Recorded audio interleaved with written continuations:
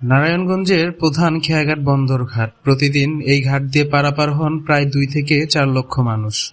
কিন্তু শহরের ব্যস্ততম এই ঘাটে পা দিলেই চোখে পড়বে অনিয়ম আর জনদুর্ভোগের এক চরম চিত্র। ঘাটের ঠিক পাশেই বাংলাদেশ নৌ পুলিশ ফাঁড়ি। অবাক করার মতো বিষয় হলো, এই পুলিশ ফাঁড়ির দেয়াল ঘেঁষেই মূল সড়কের ওপর অবৈধভাবে বসানো হয়েছে চা, সিগারেট আর পানের দোকান।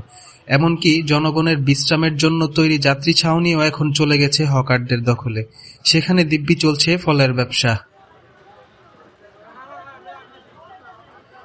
দুর্ভোগের এখানেই শেষ নয়। ঘাট থেকে বের হতেই দেখা যায় শত শত অবৈধ অটো আর মিশুকের মেলা।